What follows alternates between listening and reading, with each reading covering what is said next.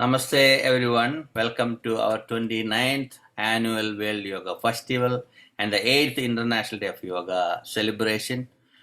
Today our guest speaker is Yogacharya Shri Sukadev Volker Bretz from Germany. He is the founder and director of the Yoga Vidya in Germany. I know him maybe last 30 years, never met physically, but we have common friends, and I saw his book in German. I didn't able to read German, or I don't know the language, but in future when I visit his place, he will explain more about his activities. Yeah. He knows wonderfully how to transmit profound wisdom humorously. People love him in his niche. He has a good group of people in Europe. His special ability is to motivate yoga aspirants to practice intensely, to see a higher meaning in daily experiences, and to bring more energy and heart into everyday life. Sukadev Bretz is the author of 10 books, among them commentaries on Yoga Sutra and Bhagavad Gita. He is quite active spreading yoga via the internet in yoga videos and podcasts in English and German. Sukadev ji had spiritual experiences from childhood on. As a youngster, he was fascinated by the possibilities of the human mind and started with regular meditation as a teenager. He spent a few times, several months in intense meditation and pranayama. In 1992, Sukadev ji founded Yoga Vidya, now one of the leading yoga movements in Europe. Yoga Vidya has 4 major ashrams, nearly 100 yoga centers, and 20,000 yoga teachers. Today, he lives in Germany, in Horn-Bad Mainburg. Last year onwards, he is the Global Council member of the World Yoga Community. World Yoga Community is an NGO associated with the United Nations Department of Global Communications. Recently, we became an accredited NGO at the UN Economic and Social Council at the headquarters of New York. Without delay, I'd like to invite our guest speaker, Shri Sukadev ji from Germany. Sukadev ji, floor is for you. Namaste. Om Namah Shivaya, Namaste. Namaste. Greetings to all. I'm very happy to be able to be part of this World Yoga Festival organized by Guru Dileepji for the World Yoga Community. On December 11, 2014, the UN proclaimed June 21 as the International Day of Yoga. So this year we celebrate 8th International Day of Yoga officially. Unofficially, there have been a number of institutions who celebrated World Yoga Day already a few years earlier. Among them, I think Guru Dileepji and we are celebrating since 1987 as a small group. Then it's flourished. Yes, and we also at Yoga Vidya we started in the 2000s. Somehow the 21st of June became a big yoga day. Yeah, so I'm very happy to be here, and the whole yoga movement is grateful to Guru Dileepji to coordinate so many internationally renowned yoga teachers and masters and spiritual leaders, as well as leaders of other NGOs. I was present during the inauguration of this World Yoga Month, and it was highly inspiring to hear different spiritual leaders and leaders of environmentalist NGOs to speak together. And Guru Dileepji contributes also to an exchange between yogis and parliamentarians, politicians, and of course the UN. Well, my name is Sukadev. I'm founder of Yoga Vidya. As Guru Dileepji said, it's a big network of yoga centers, yoga teachers, yoga ashrams in Central Europe. Our main ashram near Hanover has 250 permanent residents and can host up to 1,000 guests. And we are also very active in internet, and we have our own publishing company, and so we spread yoga through different means. Guru Dileepji asked me to speak a little bit about my life, how I came to the spiritual path, how I came into yoga, and so I will first start with this, and hopefully you'll have some questions afterwards, and then I can also answer to some questions. I want to add something. We made the topic today, importance of yoga in daily life. So easy to say that one, but I want people to speak from their own life story, because a lot of time people just make up stories. Because I know you live in yoga for decades, and Yes. people should know how a Western person or a European learn yogic culture and brought that in his day-to-day life. That is important than anything else. Here it is. Please follow. Move Yes. on. So I was born in 1963 in a small village in Germany near Frankfurt, so 70 kilometers from Frankfurt. I was raised there. My great-grandfather had started an upholstered furniture factory. So I was risen to take over this family business into the fourth generation together with my brothers. So it wasn't a small operation. It had more than 2,000 employees, was active internationally, and there were big plans to make it even bigger. But karma has meant differently. As a child, I had visions of beings of light who showed me that I would have a different destiny. So already when I was maybe 5, 6, 7 years old, I somehow knew something is waiting for me. When I was 11 years old, I discovered books on mind control, memory training, concentration training. My mother used to say to us, we were 3 brothers, that it's important to train the mind. At that time, in Germany, there was a big fear that the Russians will come and take over and take away everything. And my mother used to say, they can take away everything, but not what is in your head. So it's good to train your head, which is interesting, which is a highly yogic attitude, where we say also, physical body might stop any moment, but what we did as training of the mind, that will stay with us permanently. So I somehow took this seriously, but it wasn't meant in a spiritual level by my mother, even though she was Christian, but not an intense practitioner.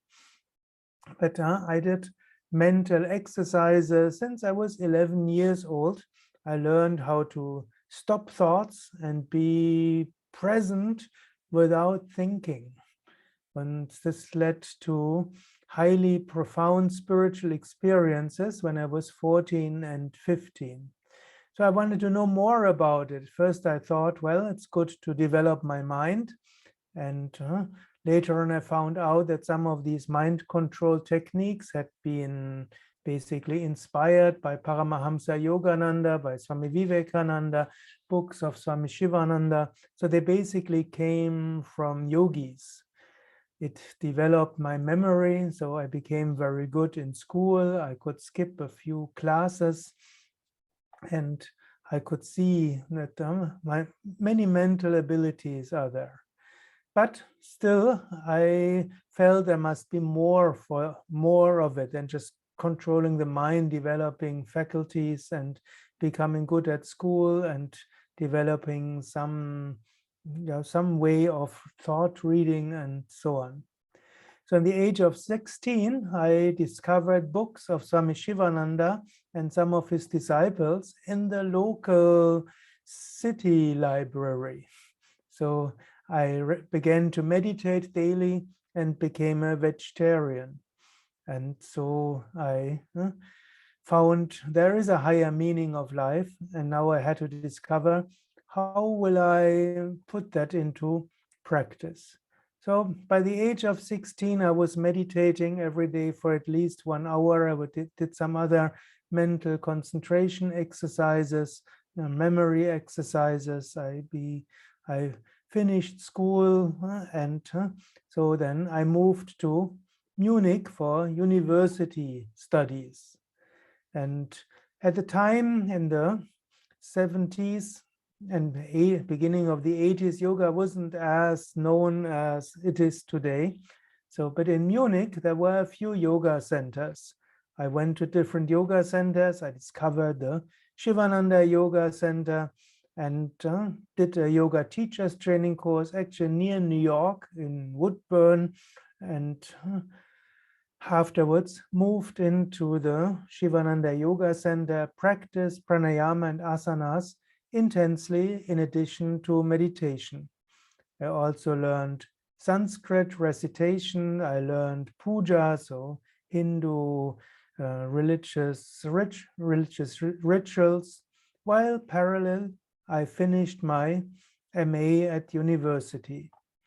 When university was finished in 1983, then I lived in the international Shivananda Yoga centers in Europe and North America, became a staff member there, and serving my guru Swami Vishnudevananda. I had periods of intense pranayama and meditation and periods of intense selfless service. So there have been a few months where I practiced up to 12 hours of pranayama every day, and there were periods where I practiced many hours of meditation in it, and during these times I nearly didn't have to sleep anymore. So I could still be active in selfless service even though I practiced very much. In 1987 and 1992, I had visions of my Sadguru, Swami Shivananda. You can see his photograph behind me. And here I felt he raised me into higher planes of consciousness. And he showed me that there could be a new age of peace, of understanding, of universal brotherhood in the 21st century. He showed me that yoga could be of great importance for this. He showed me that classical yoga has to be supplemented by modern developments like medical science, psychotherapy, modern communication, democratic structures. I felt I had to continue on this path instead of developing more my own practice. I had to also develop more means to spread yoga in the community. So I left the organization of Swami Vishnudevananda, went to India for a few months, spending times in different ashrams. And this led to the foundation of Yoga Vidya in 1992. Actually, we celebrate our 30th anniversary, you could say half diamond jubilee. 1992, first a small yoga center in Frankfurt. Then in 1996, the first ashram near Cologne. We had 20 permanent ashramites, up to 100 guests. And then in 2003, we opened the Meinberg ashram near Hanover, now with 250 permanent ashramites, up to 1,000 guests. And since then, other Yoga Vidya ashrams have developed in north and south of Germany. We have more than 100 yoga centers. Basically, we have 70,000 trained yoga teachers, meditation teachers, Ayurveda therapists, relaxation practitioners, and many more. So that has developed quite well. Then, of course, 2.5 years ago, Corona came, and then all ashrams and centers were closed a few times for a few months. But now we are coming out of the pandemic situation. And of course, during the pandemic, a lot has developed into yoga online, Zoom. That's how then I've come to more contact with Guru Dileepji. I spoke a few times on different events there. And so that's a good part of this, we could say, pandemic situation, that we could come closer in different ways. Now, of course, the theme is importance of yoga in daily life. How can you live yoga in a daily life? And you have different ways to practice yoga in daily life. You have those who have moderate interest. You have those who have interest more secular or secular reasons. You have those with a moderate spiritual interest, and you have also those with an intense spiritual interest.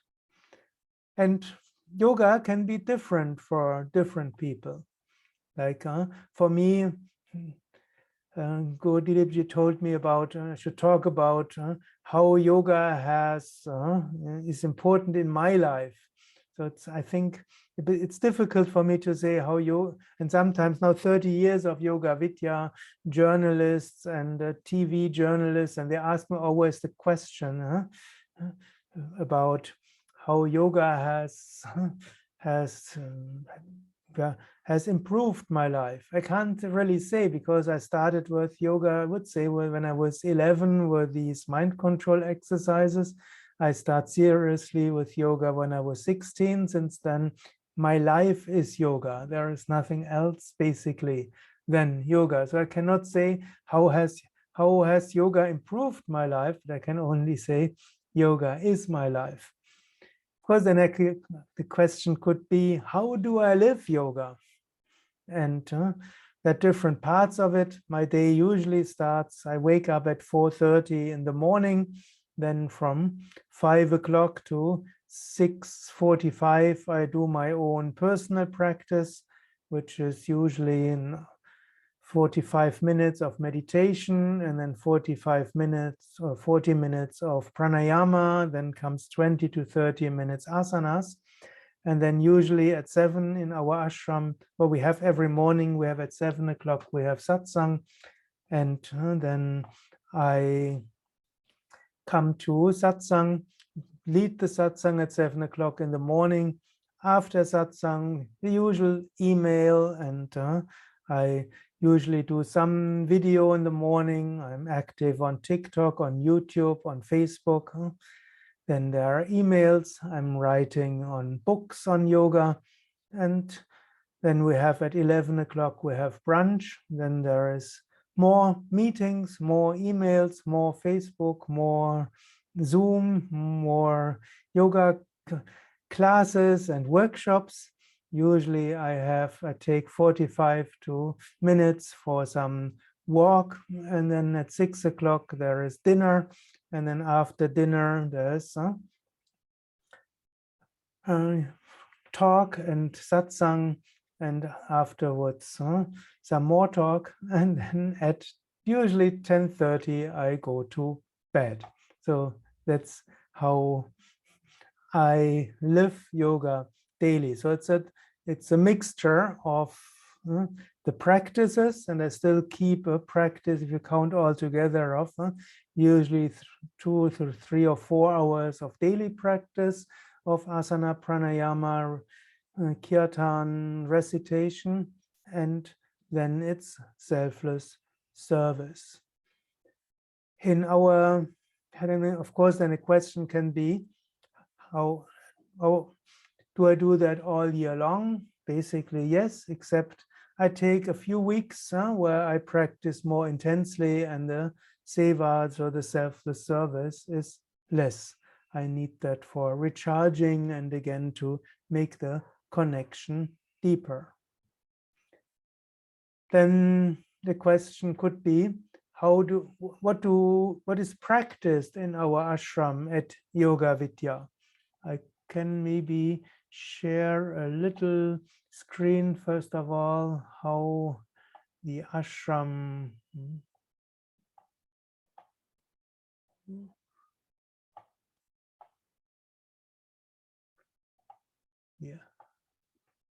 So here you see the buildings of the Yoga Vidya ashram. It's not all the buildings, but here you see these buildings. They used to be spa clinics. In Germany, we have the system of Kurorte, and it used to be that people came there for regeneration or for rehabilitation, but they all were abandoned in the end of the 90s, and so we bought these buildings. And then we have more buildings in the city of Bad Meinberg. And so there are 4 more buildings which are also part of Yoga Vidya. And in the ashram, we have 42 different yoga halls where, let me just see, maybe I can share another screen on with a website. Yes.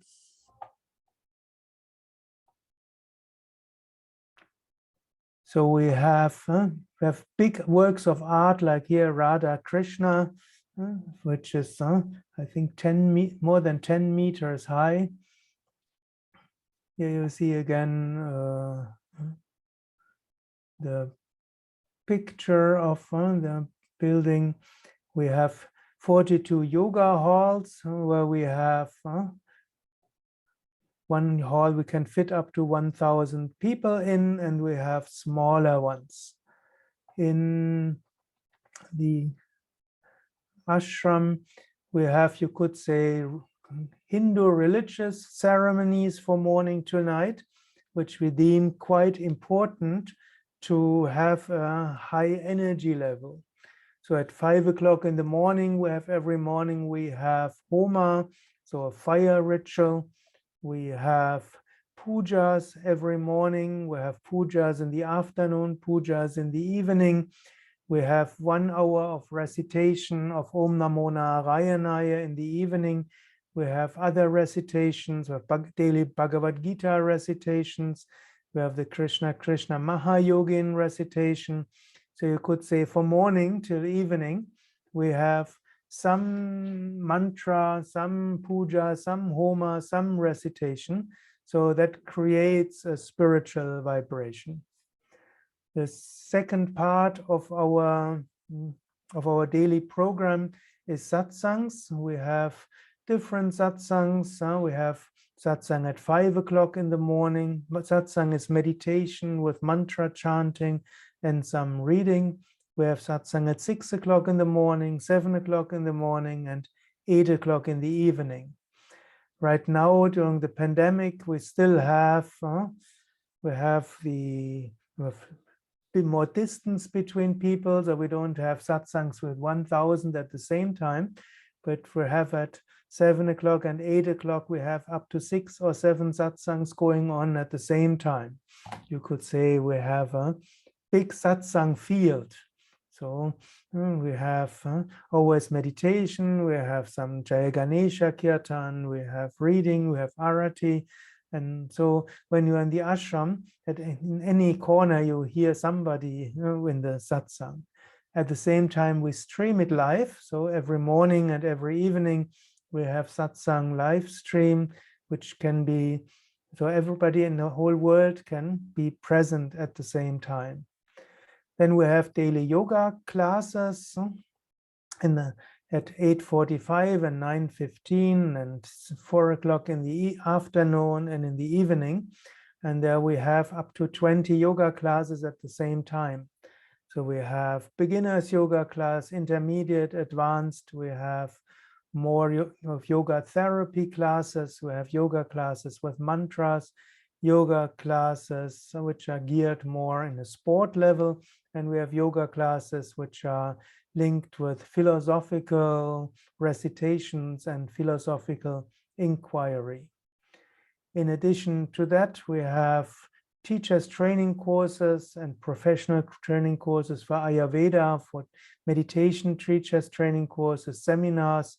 So you could say every day we have lots of, with up to 50 or 60 different lectures in different programs. Sometimes I say the Yoga Vidya ashram is like a big university, where you can learn anything about yoga and you can practice anything on yoga.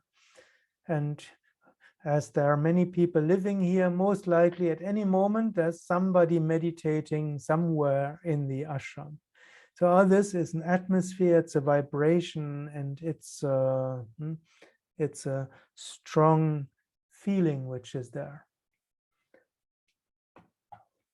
The ashram has different kinds of people coming here. The same as, of course, different kinds of people come for practice. As I said, you have some people with a moderate interest or even a secular interest, or with spiritual interest and intense spiritual interest. So when people come here to the ashram, you have those who come for relaxation, for recharging, and for getting out of their normal routine. Then we have those, and some even are quite surprised they come here and it's a highly spiritual environment. Some come here for relaxation and think it's a nice vacation retreat, and then they get the spirituality in addition.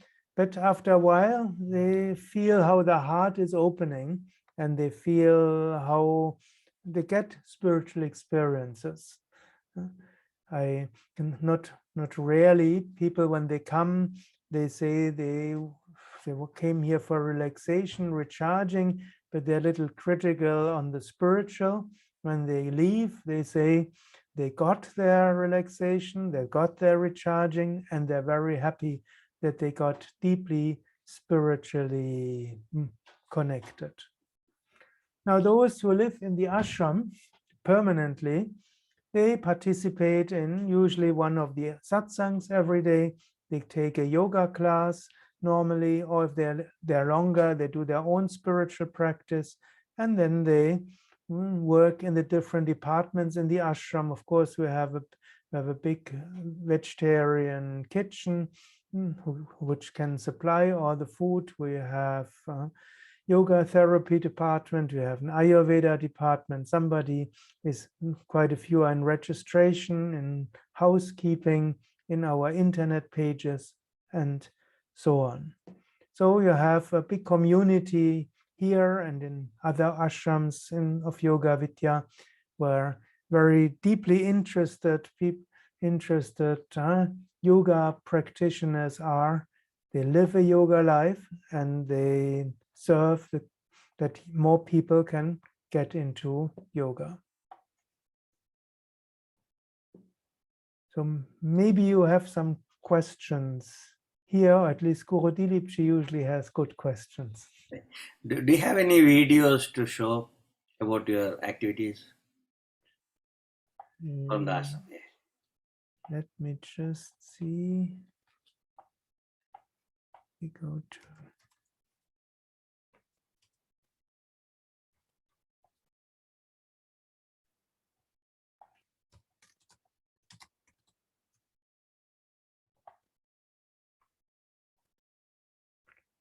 so I have. Wenn man abnehmen möchte, gibt es ganz klar verbotene Lebensmittel. Viele der Frauen. So just. So I'll have to. Okay. Okay. Unser Seminarhaus liegt am Rande des Kurstädtchens Bad Meinberg, an den naturreichen Ausläufern des Teutoburger Waldes. Maybe I take the. So that's the environment. We're surrounded by a big park, which is now also part of the Yoga Vidya ashram. We have a big area. Okay. We also have platforms outside, so we can practice yoga outside.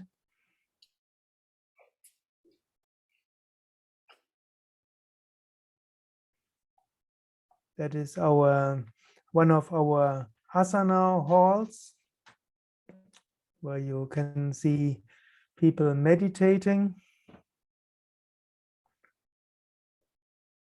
and doing hatha yoga.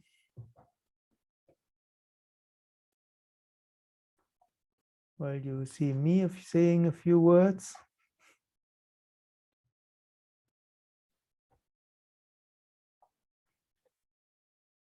Here you see during meditation, Surya Namaskar,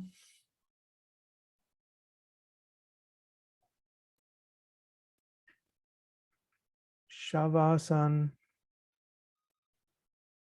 more Surya Namaskar. We have children's classes also.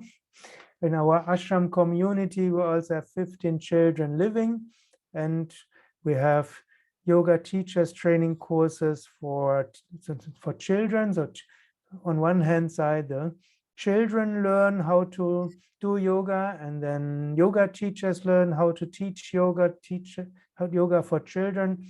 And especially we have yoga teachers training for youth. So and between age 11 and 17, these adolescents can learn how to teach yoga to other adolescents.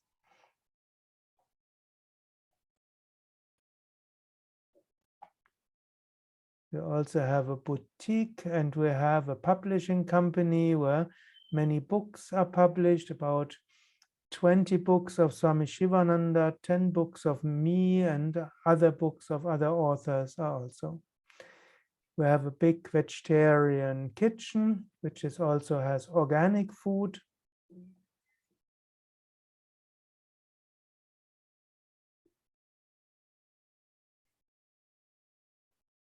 Actually, that's still our old kitchen. Now we have a bigger kitchen, which can supply actually up to 2,000 meals per, so 4,000 per day, 2 times 2,000. When we have festivals, we have up to 2,000 people here. One can eat inside and outside. We have an Ayurveda Oasis, meaning there are we have a team of up to 15 Ayurveda therapists, and they do the full spectrum of Ayurveda. We have an Indian doctor who is the medical chief, you could say, and then we do massages and also panchakarma and medical treatment. And we have a yoga therapy department also.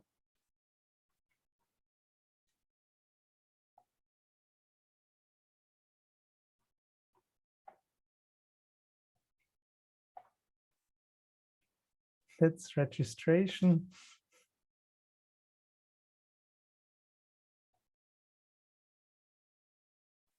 Different yoga halls. And here again, the park, which is part of the ashram property.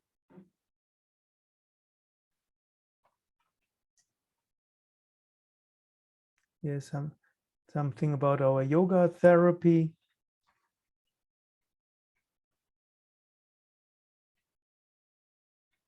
Well, she talks about the yoga therapy.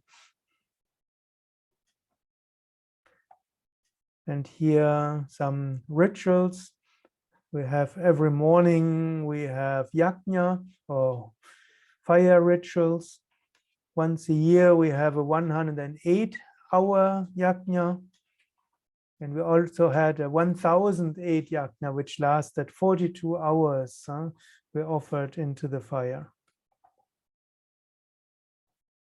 And here are some pictures from the area.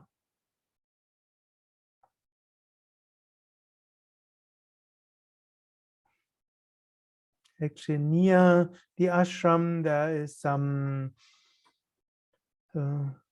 place which used to be a Celtic religious place, and also in medieval times.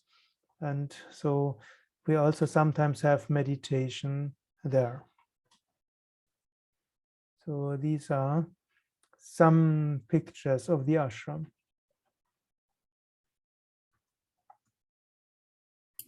It's a beautiful one. So I want to see the most happiest moment within this approximately 50 years of your yogic path. Just think about what is the most happiest part you had. My happiest moment was when I had this big vision of Swami Shivananda in 1987. At that time, I was in the Shivananda ashram in Canada, in Valmorin. I was teaching there during a yoga teacher's training course, and around 3:30 in the morning, I was completely awake. And I was sleeping in a tent. And so I knew now I'm very much awake. I will not be able to sleep anymore. So I went to the yoga hall near the altar where there was a big picture of Swami Shivananda and prepared to sit there for meditation. And I felt a very special vibration, and I sat there in front of the altar, and suddenly I didn't feel my body anymore. I felt flooded with intense light. I felt I go into other planes of consciousness.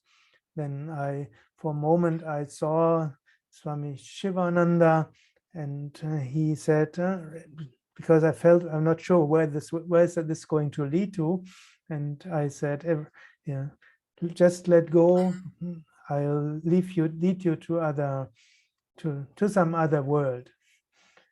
And then I can't describe anymore what was. Then I must have been there for more than an hour, without any thought, just in bliss, just in a consciousness which was very wide, and so I can't explain, but many of you will understand what I'm talking about. And then, after a while, I felt now I'm going to go back.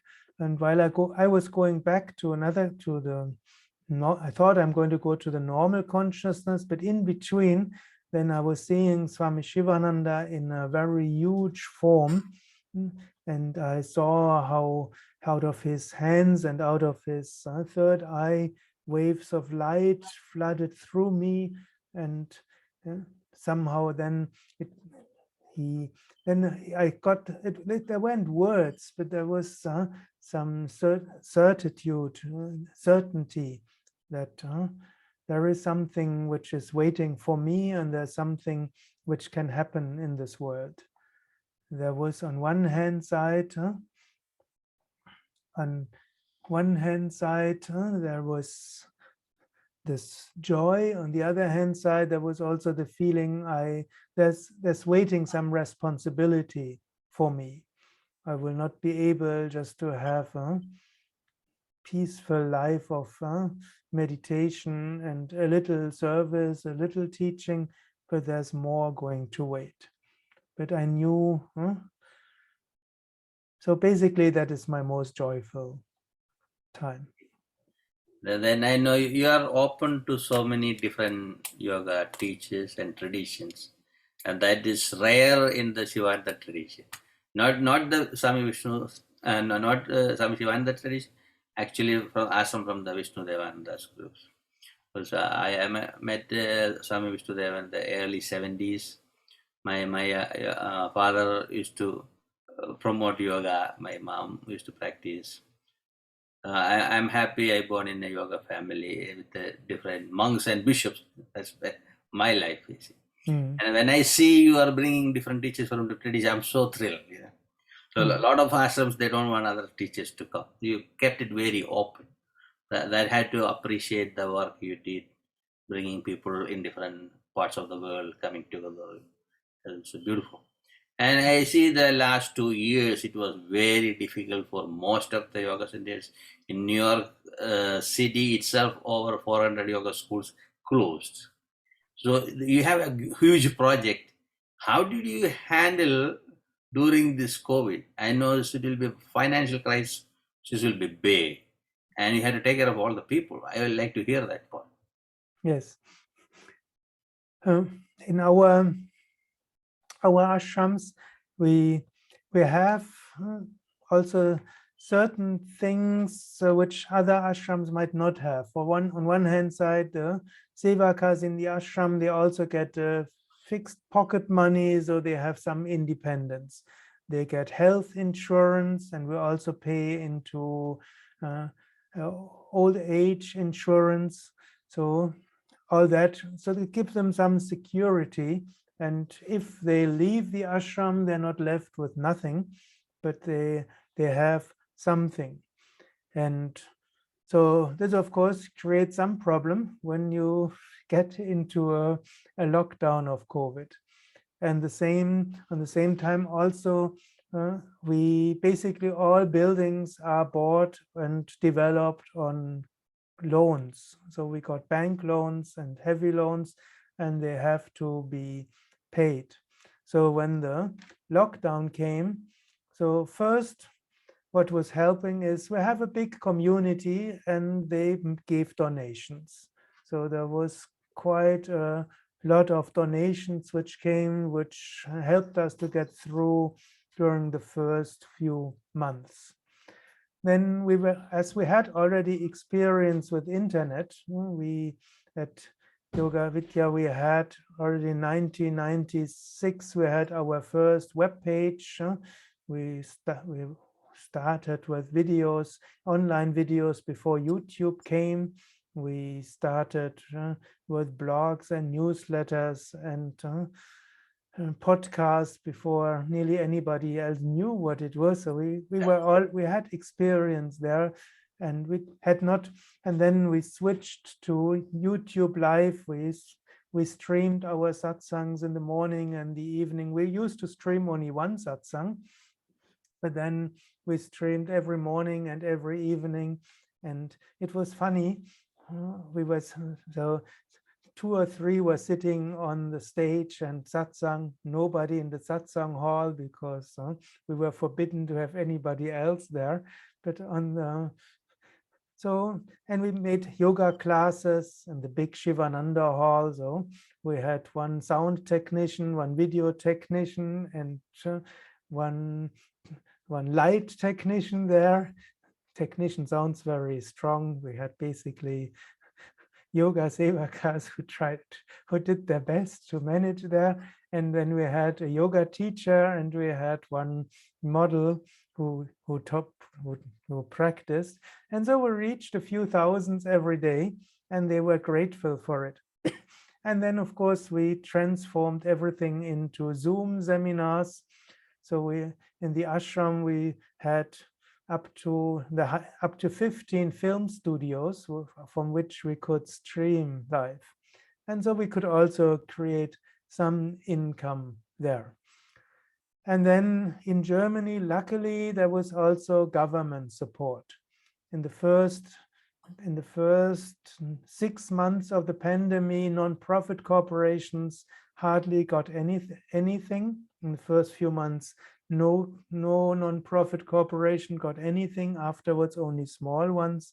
But then by November 2000, then government was also supporting the non-profit corporations. And then this mixture of donations plus Zoom seminars plus government help somehow got us through. But there were a few times where we didn't know whether we're going to survive financially or not. We had plans, well, if we have to give up the ashram, then maybe we'll move into one smaller ashram or something. And we can still stream online and spread yoga via YouTube. And we do have the other yoga centers, and we do have so many trained teachers. So Yoga Vidya as a network will continue. But luckily, the government help got, in Germany, quite generous. So in that way, we could survive. I like to hear a bhajan from you, and you like tabla and all the stuff.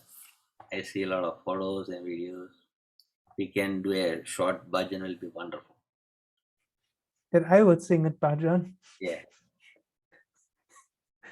Maybe, some. I'll do some recitation. So without harmonium, Yeah, that might be Yeah. better. So part of what we do on a daily basis is some peace chants like Om Triambakam. So I'll recite these peace chants. Om. Om. Om. Triambakam yajamahe sugandhim pushtivadhanam urvarukamiva bandhanan mrityo mukshiyamamritat. Om Triambakam yajamahe sugandhim pushtivadhanam urvarukamiva bandhanan mrityo mukshiyamamritat. Om Triambakam yajamahe sugandhim pushtivardhanam urvarukamiva bandhanan mrityor mukshiyamamritat. Om Sarvesham Swasti Bhavatu, Sarvesham Shantir Bhavatu, Sarvesham Purnam Bhavatu, Sarvesham Mangalam Bhavatu, Sarve Bhavantu Sukinaha, Sarve Santu Niramayaha, Sarve Bhadrani Pashyantu, Ma Kaschit Dukha Bhag Bhavet. Asato ma satgamaya, tamaso ma jyotir gamaya, mrityo ma mritam gamaya. Om Purnamada Purnamidam Purnat Purnamudachyate Purnasya Purnamadaya Purnameva Vashishyate. Om Shanti Shanti Shanti. Great. That's a beautiful array of prayers from Vedic texts. And Swami Vishnudev and the compiled all things. Thousands of people are chanting these prayers around the world for peace and harmony and well-being of a human being. I'm so happy and glad, and I feel blessed to be part of your family as a yogic friend, spiritual friend. And I am going to open for everyone to ask questions. If you have questions, this is the best moment to get him to be interactive section, because he is busy with so many events. If anybody wants to ask a question, please ask.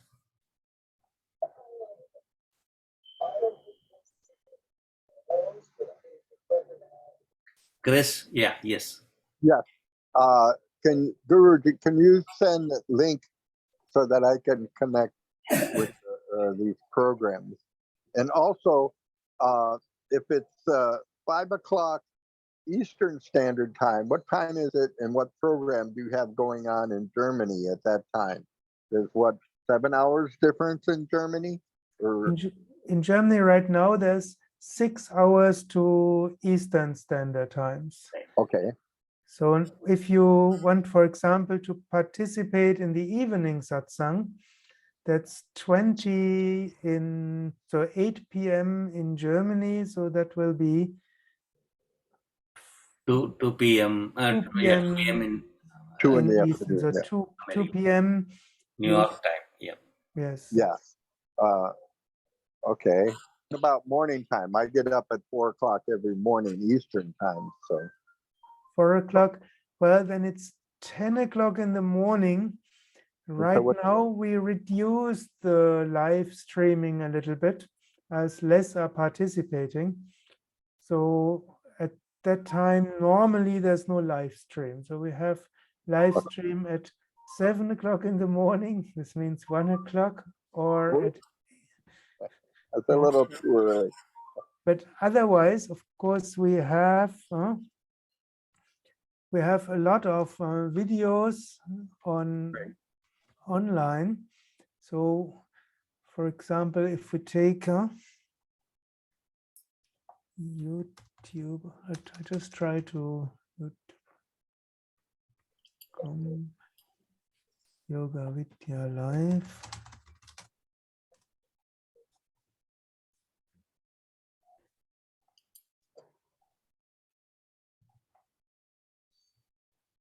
Yeah. So a lot of you have thousands of satsangs which have been streamed. So you find those here, or you also have, if you look for yoga classes, we have the Yoga Vidya practice channel, and we also have some yoga here. And of course, we have an international yoga community and our main webpage in English. Of course, we're mainly,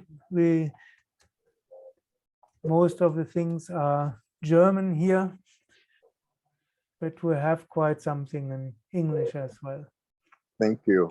Thank you.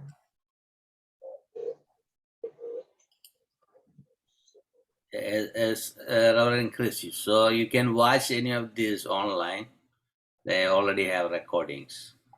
Or if it is an evening program, easy to watch from America because time is easy for us. Morning in Europe is difficult. That's a sleepy time for us. We are sleeping that time. Yes. Good time. What time is it and what? Is there Dr. Remy Aleppo there? Dr. Remy Aleppo? No. I saw Veronica Hug. You have any questions, Mahashakti? I know her. Oh, okay. She was in Get With Yoga Vidya since 1992. Oh, great. Actually not. I don't have any questions. I just jumped in and I was so interesting just to listen to Sukadev, to his speech and to present Yoga Vidya, which is really a beautiful community. And yeah, just go there. Great. I'm fine. Great. Yeah. I got my video, sorry. So no one here. You are here. So you are part of the Yoga Vidya. I'm so happy.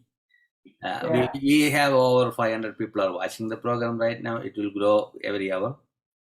So what is the message for our viewers? Because some are very new in yoga. Yes. Events. Some are religious people, some are politicians, a mix of people. I want to hear something from your message for the people, those who are watching. Yes, if I want to say something, but maybe before that, as mentioned, for me it's important that different yoga groups combine with each other, communicate with other, which is also your it's your life to if we want to have peace in the world and say yoga is good for the peace in the world, then we as yogis have to be peaceful with each other. And that's so one important part which we try to live at Yoga Vidya. On one hand side, we have our own yoga path. So we have a certain way to practice asanas. We have a certain way for meditation and certain ways to do our daily practice. But at the same time, we want to get inspiration of different people. So we invite different masters who teach, and we somehow incorporate this and that. I know I think one of the most dangerous occupation of yoga teachers is to make different. This is true yoga and this is not true yoga.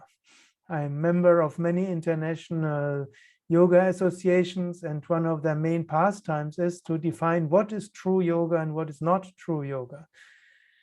Of course, there are certain yoga things which will not be possible at Yoga Vidya, like beer yoga or goat yoga and so on, and dope yoga. I think there the line has crossed beyond that which we can tolerate. But otherwise, so many different people have found different things, and some teach asanas this way, some teach asanas that way, some teach meditation this way, some teach meditation that way. And it's good, there's a big variety. I think that's the strength of yoga, that we have so many ways to teach yoga. And so I always want to encourage everybody to reach out to others, and that we can live peacefully. And that was one of the reasons why I had to create Yoga Vidya and not to do the same thing in the organization where I used to live. This wasn't possible there.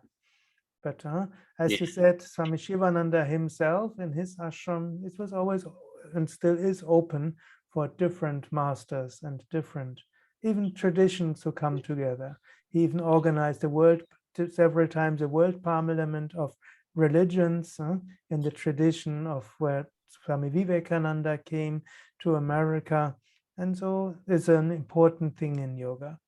A second thing I wanted to mention is it's important to reach out to scientists also. You could say science is very important in today's society, and that which can prove scientifically to be of relevance, that can also have a stronger meaning in society. And so it's important to work together with scientists from different universities.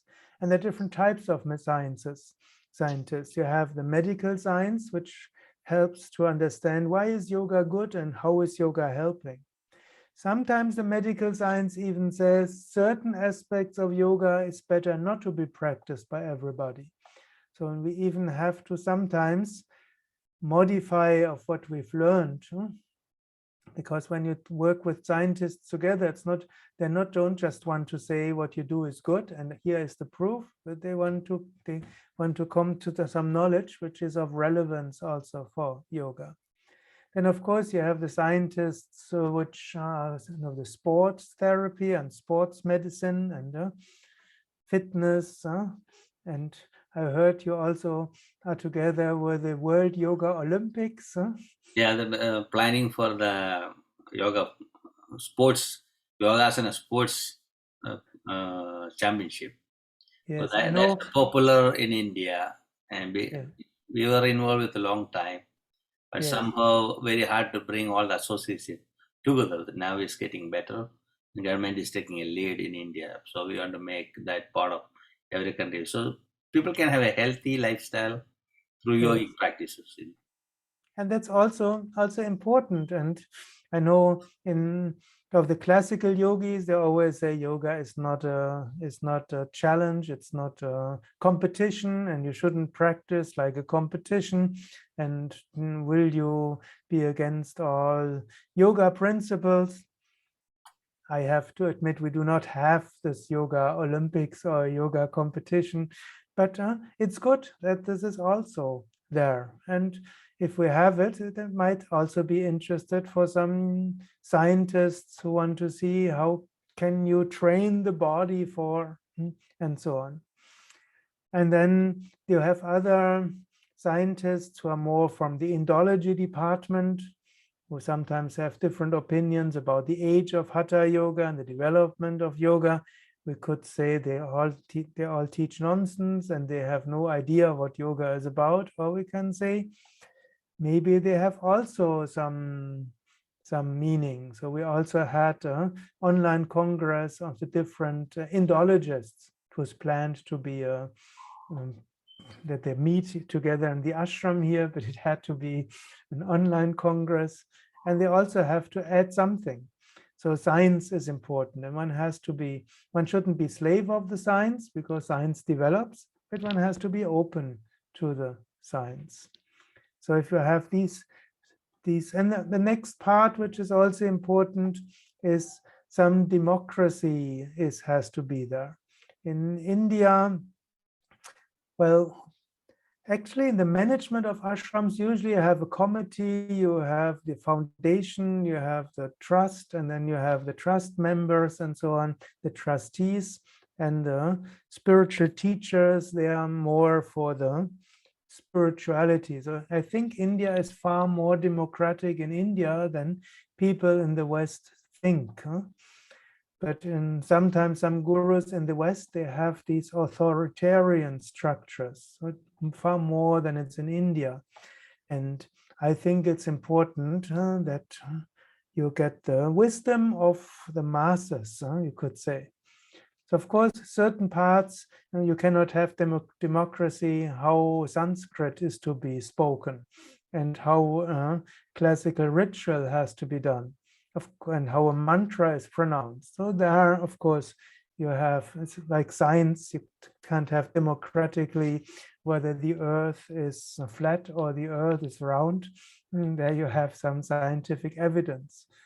So, but the spreading of yoga and management of an ashram and of a spiritual network, it has to be democratic to be able to be capable of uniting everybody. So now for yoga yes? Yeah, I want to show one of the photo. Swami Shivananda was organizing a yoga competition. Let us see. Yes, Swami Shivananda was open for all that. Yeah. You see, Swami Vishnu is doing a peacock, and Swami Bhuva is standing. He was the first yoga teacher at the Divine Life Society. Yeah. He's standing. I forgot other people's names. Mm. So people used to make complaint, no, yoga is not for sports. I said, Yogasana can be a sports to competing within ourselves. We are not competing with someone else. But yesterday was my asana was good, so I can do better today. That's the way we take the spirit. We take the positive way. We are not actually competing with anybody. Yes. It's only for a promotion. And of course, the samadhi is the last state, but it is a long path. You cannot just get within seconds. You go different paths. That's what I like about Swami Shivananda. He always promote all aspects of yoga. Yes. Not only this. You see, he meet all the different religious groups. He meet all the leaders. He talk with them. And he had that openness. I never saw that much openness in any of the masters around the globe. And he brought all the great monks and sent them to different countries. In New York, we had Swami Sachidananda was so active in interfaith gathering, and Swami Visudevananda and Rabbi Gilbrahman used to come to so many of our events. Now I am part of the trustee board for All Faith Seminary International. So I felt we are blessed because these masters create a foundation for us to build up our organizations in different countries.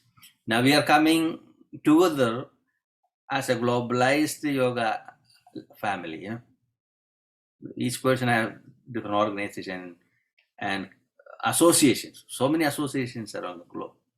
So I felt over 36 millions of people are practicing yoga in US itself. And you just compare people in India and other countries, Asia and Europe, billions of people are practicing yoga. That's the situation now. And they are not totally religious. They are more spiritual. So that's the thing we need actually. Yes, we can say the yoga has, of course, different aspects and different goals. I say usually yoga has 3 different steps. The first step is practicing yoga for relaxation, for harmony, and for health. The second step is practicing yoga to develop more energy, to develop your mental capacities, basically to be more successful in life. And then the third step to yoga is transcendence, experiencing higher reality, reaching higher reality. And it's okay when people coming for any of these reasons. Like many today, at least in Germany, most will come to yoga because of They want to relax, they want to get harmony. Some come from some crisis, either some health problem, or they are somehow in a kind of burnout or exhausted, or they had some family problems, or out of some other reasons, they have stress and they look for something which is against stress. And if you want to learn more relaxation in yoga, that's very easy. Basically, if you go to one yoga class a week and then practice 1 or 2 or 3 exercises every day, which takes 5 to 10 minutes, then people experience far better health and they feel relaxation. I remember when I listened to some scientists who talked about the effects of yoga, and I used to say you have to practice yoga every day, otherwise it will not have much effect. And then I was in some yoga congress, and there were scientists, and they said, well, it's amazing, you go to yoga class once a week, and how many health effects it has on high blood pressure, on back problems, on headache, on removing sleeping problems, and so many others. They said, of course, if you practice 3 times a week, it has more effects. If you practice even more, then it has more effect. But basically, the main difference you have from 0 to 1 yoga class a week. So it's quite a strong effect. And then afterwards, the effect is less. Originally, I was a little bit taken aback, because I said, well, I've been telling people they should practice every day. And it seems most benefit when it comes to relaxation and harmony is having 1 yoga class a week. And then otherwise, it's good to practice something every day. Of course, if you want to go more, then you can do more. So if one listens to and wants to know what can I do something which you are looking forward and where you feel a difference. So when you think of what practice should I do, so it has to be a practice where when you think about practicing it, you are looking forward to practicing it. Because if you look for something which might be very good for you, but you don't like it, the likelihood is not very high that you practice, unless you're a person with strong willpower. But normally practice something which you like to practice and which makes a difference. So that is if you want to have relaxation and or harmony. Then if you want to have, like you could say, development of different faculties, you want to increase your energy level, your creativity, your concentration, power of mind, well, then it's good to have a practice of maybe 1 hour every day. So you use 1 hour every day for the yoga practice. You go for yoga class once a week, or once a week you do 2 or 3 hours. And that will have big effect. Usually when you practice 1 hour yoga every day, you don't lose any time for it. Some people might say, I have no time for yoga. Once you start practicing, you start having more time. Because if you practice 1 hour, you're more concentrated, you're more focused, you have more energy, things will be done faster, and you'll also need a little less sleep. And so this 1 hour is good. And so that's a part I love about yoga, because a lot of time I stuck with the public events, and we had to make flyers, we had to communicate with the people, we had less time. So once in a year we have our sadhana training programs. We just boost it very well, Yes. When I was living in the cave, I used to have 15 hours practice every day, different forms, 1 meal a day. In the end of the year, you see the difference in our body and the mind is totally different. And now it's less time, but still we keep it up. It's not easy in New York City to do what we want. It won't happen. So, sometimes late night I get a phone call, can you come to this event? We lose our daily practice. Then we rebuild it again and again. It's ongoing. It's a lifelong practice. And I see one of our Global Council member, Dr. Remy Alapo, is here. Remy, you want to ask a question or a comment? That would be wonderful. Namaste, everyone. Peace and blessings to you all. Good to see everyone this morning. Thank you, Guruji. Sorry I've not been able to join besides the opening day. And, it's a pleasure to be here. So I actually liked what Brother Sukadev has been talking about on the different ways one can practice yoga. Because, last week during the opening ceremony, I was trying to convey the message to the audience that, I work in the New York City public school system, and I've been doing that since January. And, it's besides me working at the city university, but what is so different about working in the public school, they are very young, they're younger kids, and they're not, most of them come from a lot of different types of backgrounds. And in the classroom, you really have to be very strong as a teacher. You have to be, you have to have a wall, like a thick mind to be able to deal with some of the children from time to time, because they have, they come from so many different types of homes, economic and all types of situations. So, I've had kids jumping on the table and jumping, just get on the table and fly and, try to, tackle each other in all types of, activities and things like that.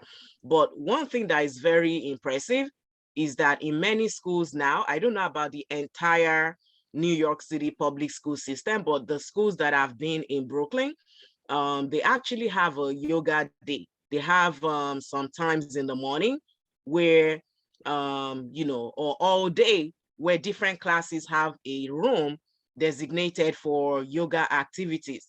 And the first thing in the morning, during the ELA, the emotional and social learning, during the emotional and social learning activities, we're encouraged to incorporate some sort of maybe meditation or aspects of activity that would help the students calm, in calmness, in, maintaining their pose or posture, or activities that will engage them in, how to, interact with other people. So when I see you, the first thing I don't think of is violence. The first thing I think of is being calm, breathing, and then ask a question or, direct the conversation or talk in a way that is not violent.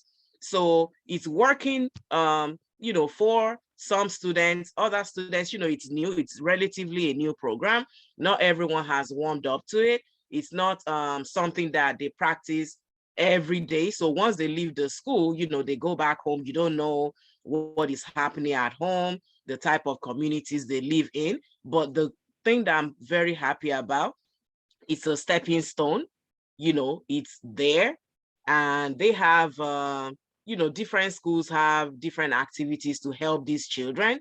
So I'm hoping that maybe starting in September or so, I'm able to bring in World Yoga Community to some schools where I'll be working to, do more of, long-term yoga activities, or how to incorporate different types of yoga practices. Of course, kids are not nowadays going to be doing the yoga where you have to stand on your head or something, but different ways in helping them breathe, in teaching them about calmness and non-violence. Then we start from there, and maybe some after-school activities or different ways in which to incorporate long-term yoga, even outside of the school, So I was impressed. At first, I was, when I saw some of the yoga teachers who came by, And I asked if it was just a one-time program or a 1 month, activity or something. And they said, usually we have yoga teachers come in from time to time, but it's not long, the time frame is not long enough to effect immediate change, but it's a start. So which is very good. So from starting something, you need a foundation, and then you build on that foundation to improve it. So last week, I was trying to show you, I was outside. So during the opening ceremony, I said, some of these kids are playing in the schoolyard, but, the idea of me being there was that, they're running around, which is very good. They're getting some air. So it could be some sort of yoga also, that being away from a tight environment in the classroom, you have space to actually think, to be able to breathe, to pause and think, and then regain your energy, or some sort of, breathing in and out, and then going back into the classroom. So hopefully, Guruji and members of World Yoga Community were able to plan some sort of activities together in the future, because I think it's very, very needed. And most parents may frown on it, what would I use yoga from? Remember, every community is different. Not everyone is open to these ideas. They didn't grow up with it. They don't know what it is. They may have seen it, but it doesn't mean anything. Like, I can do that myself. But when you have a coordinated activity, eventually, I believe it would start working. Many times when I find students misbehaving in the classroom, I actually also pause the lesson, and, I stop everything. I stop the teaching. I stop, interacting with them. And I tell everyone, now it's time for yoga. I turn off the lights. We put in some, I put on some music. I say, everybody close your eyes. If you don't want me reporting you to the principal, everyone close your eyes. Otherwise, you're going to have some sort of detention, or I'm going to tell the dean because you're misbehaving. And that has worked for the most part, where, we just pause the lesson, because it makes no sense when students are chatting back and forth. You need some sort of activity to calm them down, and it's worked. Others may frown on it. Others may not want to participate. But for the students who are really interested, I even find them from time to time when there's disturbance in the classroom, and they just go, and then they say, teacher, I'm trying to think.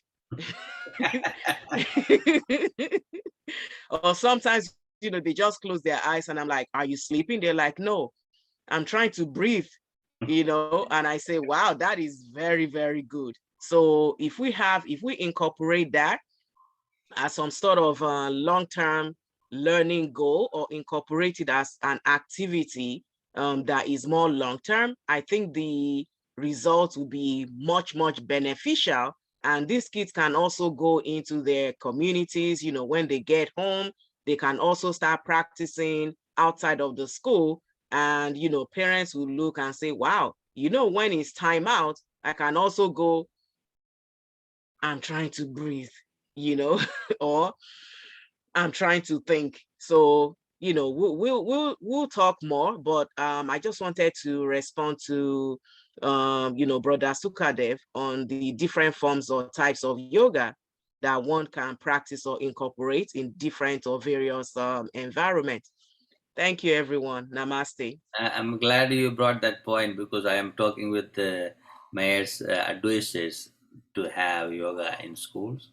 In the New York State, we already made a resolution at the Assembly and the Senate, and now we are working on the bill for the national level. Congresswoman is going to speak on 24th, and we are bringing the yoga sports because children need different techniques of yoga. We'll say Krida yoga, it's a yogic games, play.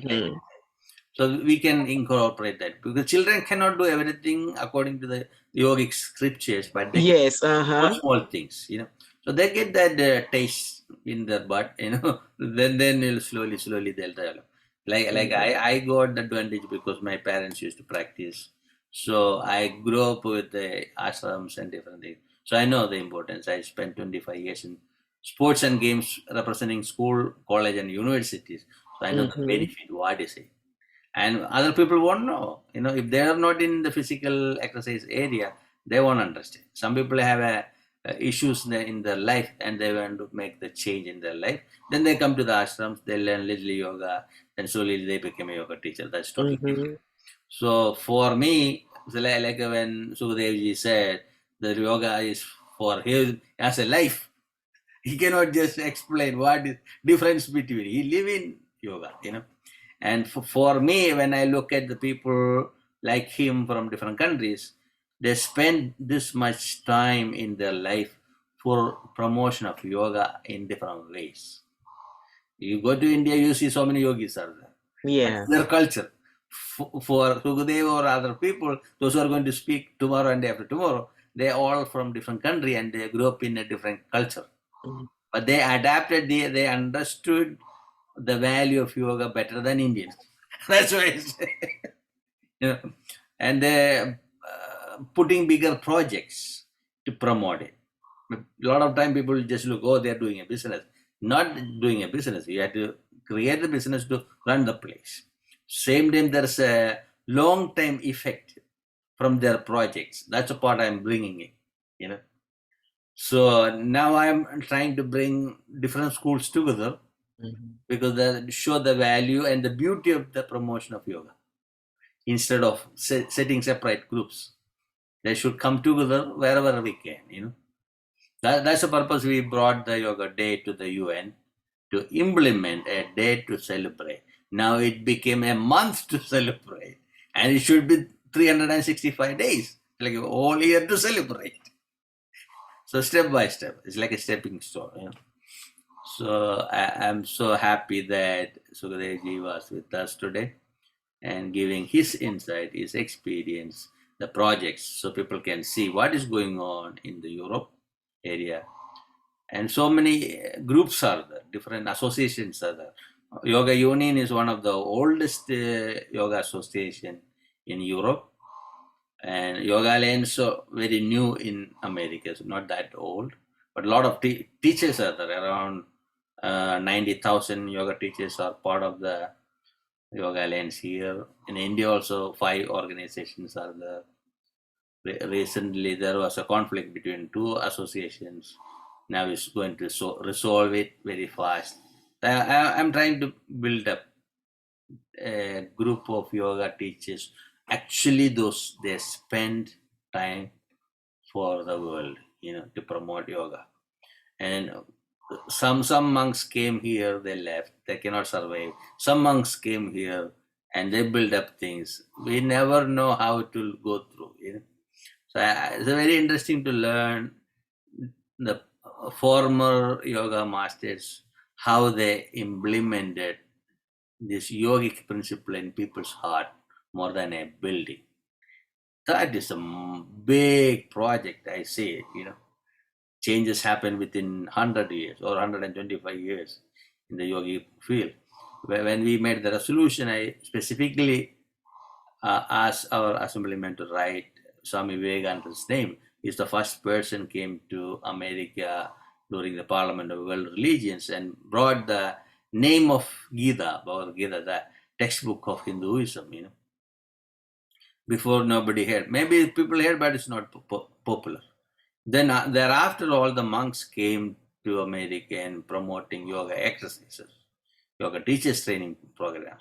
But nobody had this yoga as a competition thing. That was Swami Bua brought the idea to the Western culture. Still, I didn't put Swami Bua's name in it. Next resolution will put it. And Indira Devi was the first person brought a yoga studio in America. So we made sure her name is in the resolution. Because it doesn't matter Indian or Western, those who promote yoga, we had to acknowledge that. So this is the way I take it, because we all are human beings, born in different countries or different cultures, but actually we all are chosen and divine to do something for the community. If we are not living for other people, that's not fruitful for our life. our life should be for others. That's the way we flourish, or we flourish, right? Always. We had to think about our expansion of consciousness, and it should be collective. There's no meaningful about the yogic philosophy. Yoga, Indian tradition, Vedic tradition, I'll say, is thousands of years old, or oldest knowledge in the universe. That's the Vedic tradition. But we never claim that is ours, or mine, ours. I'll say, always say ours. Right? We will say, Vasudhaiva Kudumbam, the entire world is one family.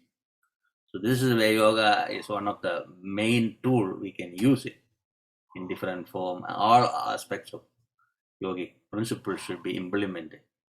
So yoga and classes good, training programs are good, healthy lifestyle is good, Satsangs are good, yoga therapy is good, yoga sports is good, yoga art is good, nothing limited.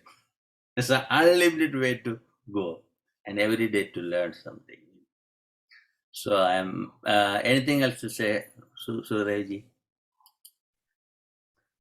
I think very important, we feel connected. And like, I was quite impressed by what Remy said, how she gets this, that the students to make this habit, or to close the eyes, watch the breath. That's so important. And I'm so happy that the state of New York wants to implement yoga in the school system. And it's so important that now the yoga teachers get together and will not quarrel about what should be taught in the schools. I know in Germany, there was like 15 years ago, there was some initiative.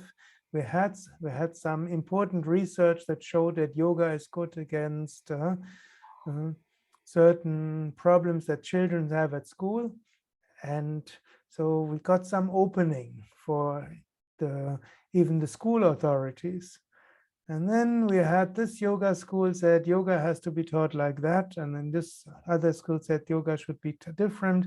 And then the next said, why didn't you talk to us? And then the school authority said, before we get into this kind of political issues amongst yoga people, we'll stop it.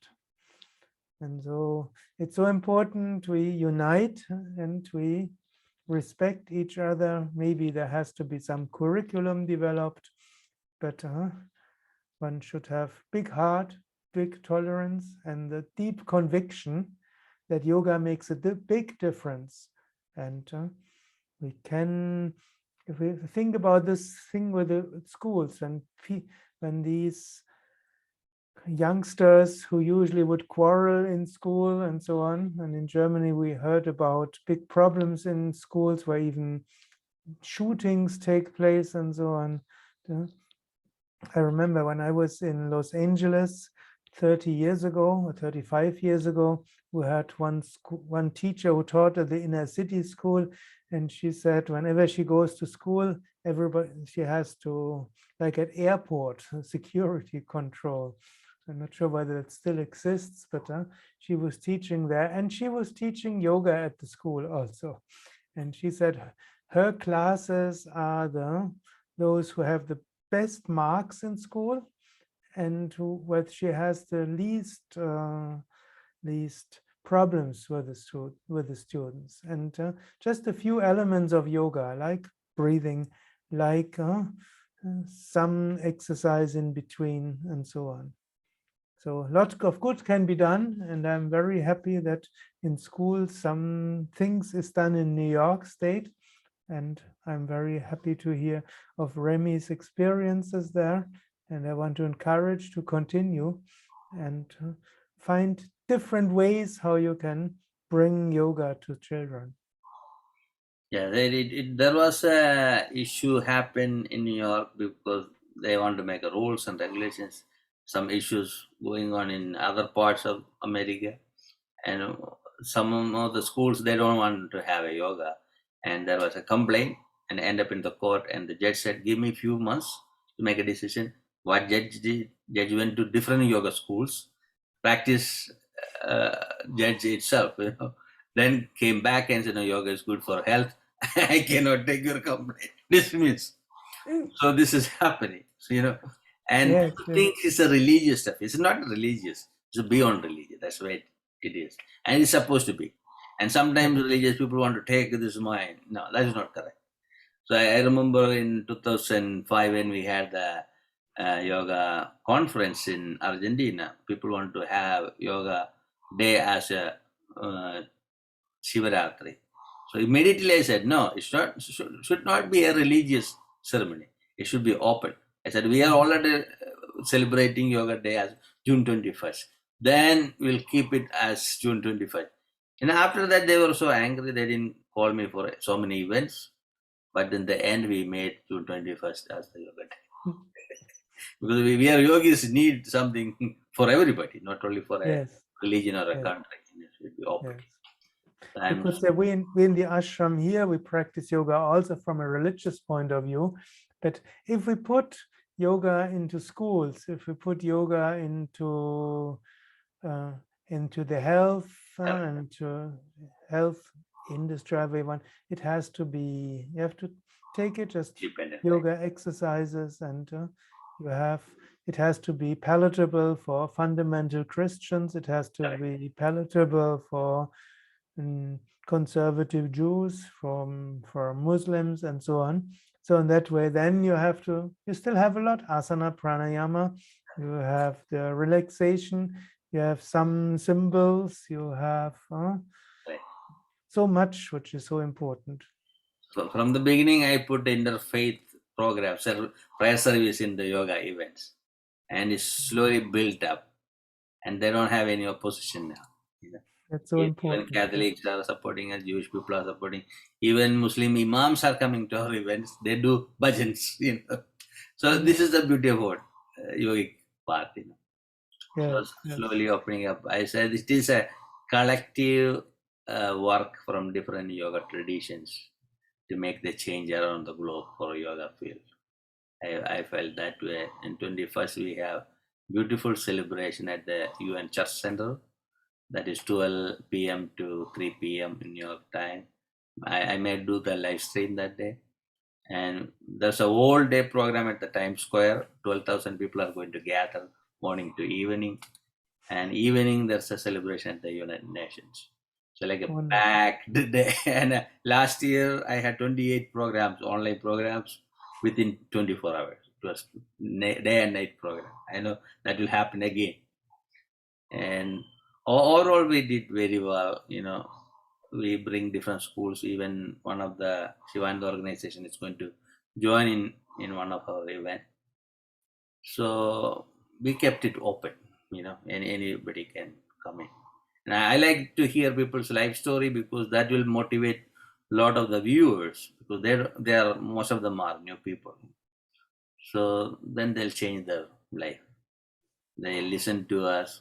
They may not say any questions, no comments, but they are watching, Yes. Then after the event, they call me or text me what they felt about.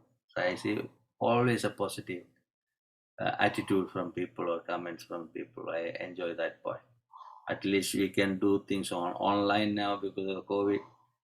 But Ramin, we have a yoga cruise on Sunday coming up this Sunday.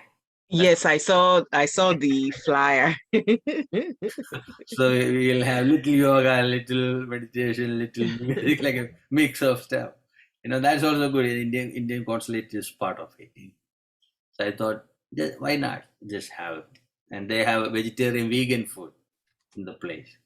So that's So I'm happy that Sukadevji were able to join today, and it was a very inspirational and wide range of expression message from you. So I know all the viewers will enjoy this, and definitely we'll get him again. And I hope one day we can come to New York. Maybe next year we'll put a program at the UN or somewhere. We'll plan something, and definitely I'll visit your place in near future. And one day we'll all meet in India, in Kerala, especially Kerala. Have you been in India or? Yes, I've been, well, last time I was in India 4 years ago. Right. Actually, then I was in Kerala and in Rishikesh. Oh, great. Mm. Cochin is my city. We are building a project there. But usually when I go to India, I always travel to different states. I end up with the people. That's why it is. So we'll plan something. So thank you, Sukadevji, for your great message and presentation. I enjoy it. We'll be in touch very soon. Try to be on 24th. I know the final day of the yoga sports that day. And the final day, I'll let you know. Wow. Thank you. Wonderful. So thank you for organizing it. Thanks to all listeners and those who watch. And main message is we practice yoga and we feel united and we contribute for the peace and the well-being of humankind and of the whole world. Thank you everyone. See you tomorrow.